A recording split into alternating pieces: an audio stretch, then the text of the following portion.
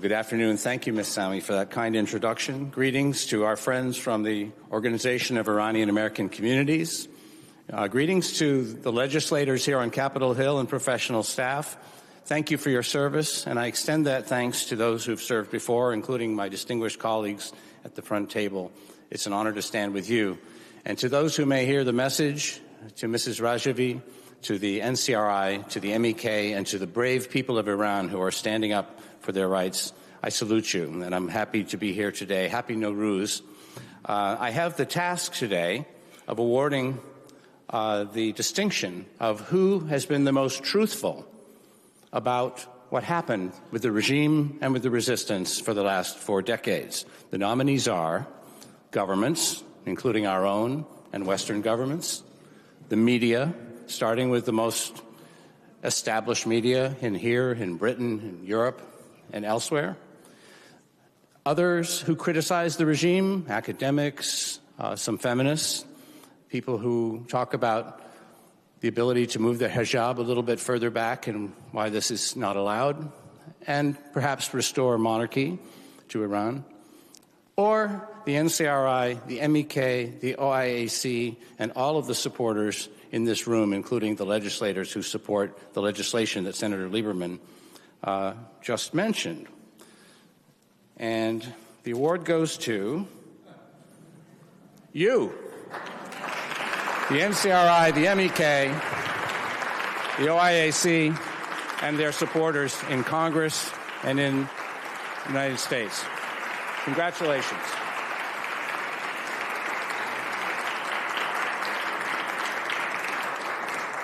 Let me show you why that's true. Buckle up.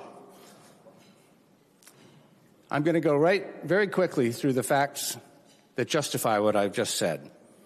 These people, you hear it even today. You've heard it for 40 years. They killed Americans in the 1970s. You're looking at the truth.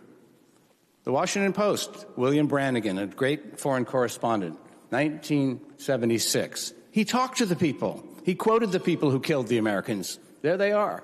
They admitted it, and they were put to death. They were not part of Masoud Rajavi's MEK. They had nothing to do with them. In fact, they broke away from them.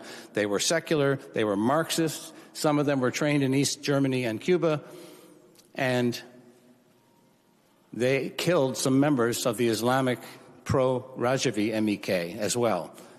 So this is a calumny against the MEK. They did not kill Americans in the 70s. What about the key role in the hostage crisis? Well, you've heard that they helped Khomeini to hold on to the American embassy. And we've written about how they were rivals, how the prime minister resigned in protest. He was pro-Mossadegh, Bazargan. These were the MEK's political heroes. They were at odds. Let me read to you from 1980, June 14th, the New York Times. This is in Tehran. You tell me whether the Rajavi MEK was helping Khomeini with the hostage crisis. Pitched battles were fought here yesterday between members of the People's Mujahedin, Iran's largest leftist opposition group, and fundamentalist Muslim supporters of Ayatollah Ruhollah Khomeini. Down with the deviationists, Khomeini supporters shouted yesterday as they tried to force their way into the stadium where the People's Mujahedin were holding a rally. And what was the position of Mr. Rajavi? Well, the crowd chanted in rhythm at his rally, "We will pursue the struggle." Yes, answered Mr. Rajavi, the struggle will last until victory, whatever the number of our martyrs may be. That sounds familiar. What are we being attacked for? The speaker went on. We are good Muslims. We are told that we live in an Islamic republic, but we are being besieged by hooligans and terrorists. The Islamic Constitution guarantees all liberties in principle, but we are forbidden access to the newspapers, to the radio, to television, and to parliament. Do you hear? Mr. Rajavi asked. He addressed himself to the Hezbollah. We are neither communists nor pro-Soviet, as you claim. We are fighting for the total freedom and independence of Iran. You are the reactionary Muslims who, under the cover of accusations thrown at us, try and serve the Occidental imperialism. I could go on. That's 1980, the New York Times. That's the truth. They were not involved with and supportive of the hostage crisis. Were they Marxists? Well, I'll bet that most of the people who repeat that accusation that they're Marxist never studied Marx, as I did as an undergraduate at Harvard studying political development, but someone who really looked into Masoud Rajavi's interest in Marxist study of inequality was Syracuse University professor Mirsad Boujrdi, 1996. Rajavi saves his most extensive critical commentary for Marxist materialistic epistemology. The group remains skeptical of Marxism's philosophical postulates and rejected the latter's cardinal doctrine of historical materialism. Gets a little bit complicated. It held firm to the beliefs in the existence of God, revelation, the afterlife, the spirit, salvation, destiny, the people's commitment to these intangible principles. So Rajavi was not a Marxist. The MEK was not a Marxist group. They never had an office in a Marxist country. But oops, Time magazine, November 23, 1981. Who did come to Tehran? KGB groups, several of them, invited by Ayatollah Khomeini. Why? To help them keep the lid on after they started a reign of terror in 1981, which Professor Marvin Zonas of the University of Chicago referred to as a campaign of mass slaughter. The people of the 40 different groups of the OIAC, I am sure, had relatives who were imprisoned, tortured, and killed. And that is why so many of them came to America, and so many of them have spent their lives committed to this cause. So that's who was Marxist. It wasn't the MEK. Did they fight on Saddam's side? We've already debunked all of that. I will argue that Khomeini triggered the war by trying to lay claim to the half of Iraq and have Saddam Hussein deposed, but never mind that. The point is that when Saddam attacked in 1980, the MEK ran to the front and defended their country. Many were taken POW. They were not released until 1989. They were not the allies of Saddam Hussein. They weren't even there until mid-1986. They didn't have any weapons till 87. They never fought side by side with the Iraqis, and they had nothing to do with the Kurds and the Shia. The only evidence of that is attempts at false flag operations to blame the MEK for things that the Iranians were doing against the Kurds. They did not fight on Saddam's side. What about the money? How many times have we heard, where do they get all the money for these huge rallies in Europe? Where does the money come from? Is it the CIA? Is it Mossad? No, it must be the Saudis. Wait a minute, it's Saddam Hussein who gave them billions. Listen, this event will be shown on television in Iran. That network has held 2 telethons to raise money every year since 2004. That's about, 36 telethons. These successful people in the West have openly and constantly supported, except for the 15 years when the MEK and the NCRI were on the terrorism list. Very clever of the regime to prevent them from being able to send money. But there's great support from the entire diaspora. And by the way, the son of the Shah, Reza Pahlavi, just a word on that. The New York Times reported that his family took $2 to $4 billion out of Iran at the time of the revolution. His supporters will say that it was all tied up in courts, but he himself said he had about $62 million, which in 2023 dollars is about $250 million. How much of that has gone back to Iran? How much of that has tried to support the uprising? I would venture to say zero. So let's look at how the United States government has described these very same matters.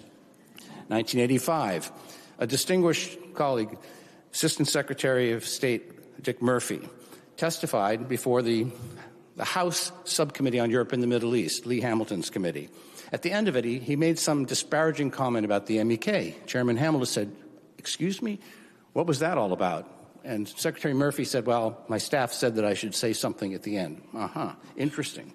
Well, now we know that what happened was in the Iran Arms for Hostages affair, condition number 4 of the list of things that were supposed to be given to Iran was, this is the Tower Commission report, an official announcement terming the Mojahedin-e organization terrorist and Marxist, the issuance of a circular to the Congress and to all American firms and institutions, and et cetera, et cetera. In other words, they did it for the Iranians and at their behest. 1997, they were put on the terrorism list. We now know that the FBI was never told in advance. The director himself, was told about it after the fact. There was no dossier that led to that designation. It was entirely a gesture to the Khatami government, which had just come in. 2004, Ambassador Bolton will enjoy this one, because 2 years prior, the NCRI had revealed, and where's Ali Reza, the existence of secret enrichment. So 2 years later, there was frantic diplomacy to try to come to some terms, and here's an IAEA circular dated 26 November 2004, and of course it's all about the nuclear discussions they've had, until you get to the very end, and it says, irrespective of progress on the nuclear issue, the E3 EU and Iran confirm their determination to combat terrorism, including the activities of al-Qaeda and other terrorist groups such as the MEK. They also confirm their continued support for progress in Iraq. Really?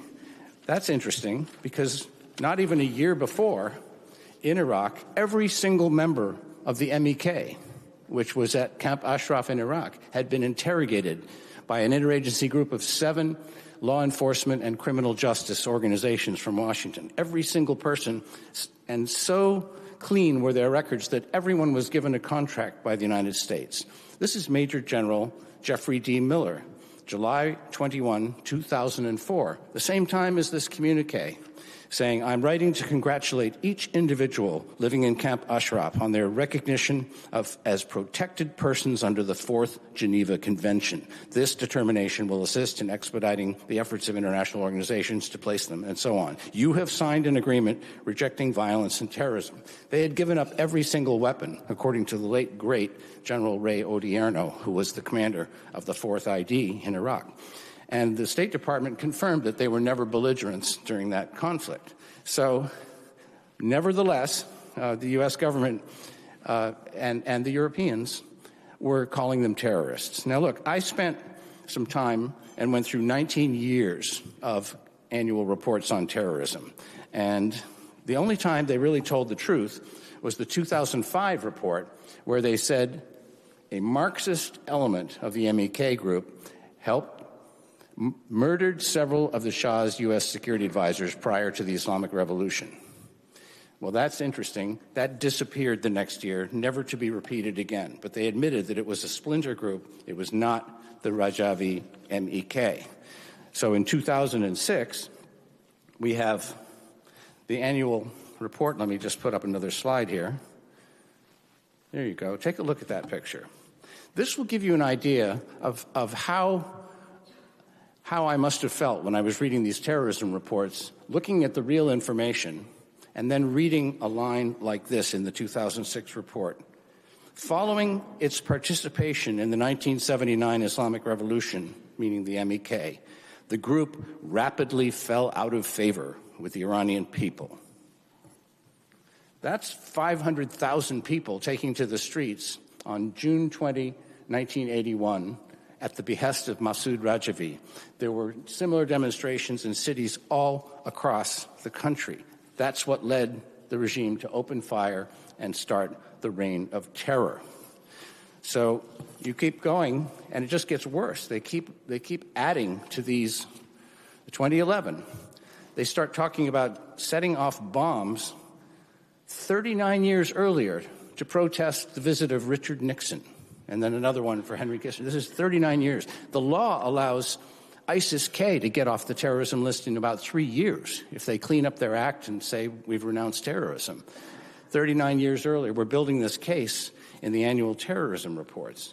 So this is what even the current U.S. envoy in Iran, Mr. Malley, has disparaged the MEK. Why?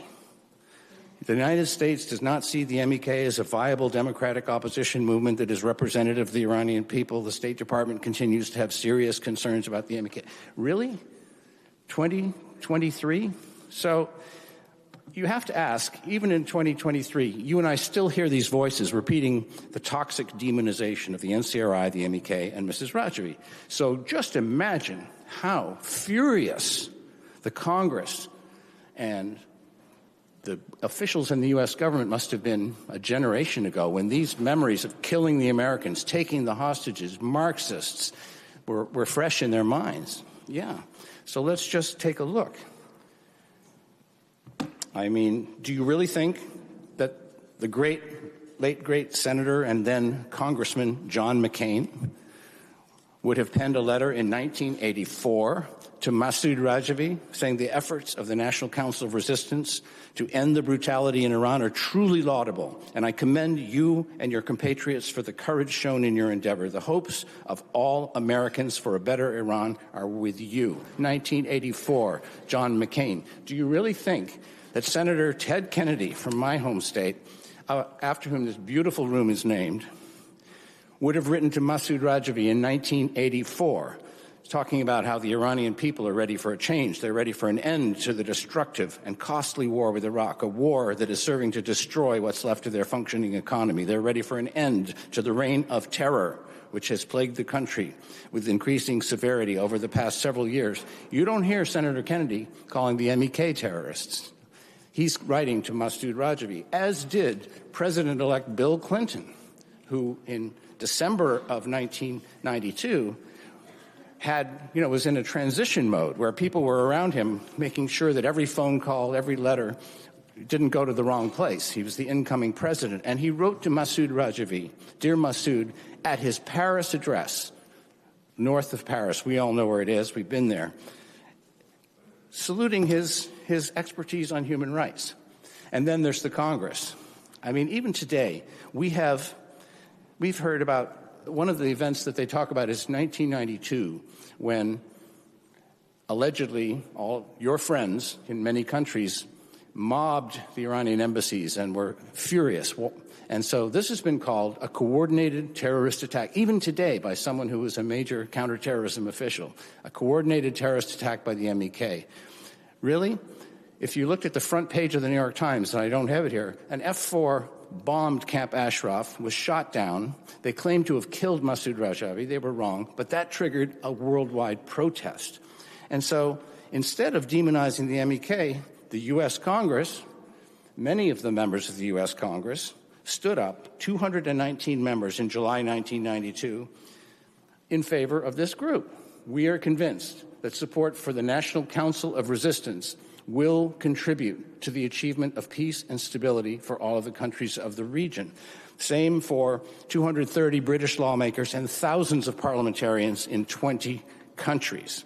So you have been right all along. And where has our press been? And this is the last piece. You know, they've been reporting pretty well on the opposition to Russia, China, Syria, Burma. But Iran, let's talk about the BBC. We might as well talk about the big guys. So here's a recent article where a former MEK, many of you may have known Hassan Hirani, here he is in Tirana, telling the BBC what a grim existence he had inside Ashraf 3, how he had to confess his sexual sins and all this other stuff.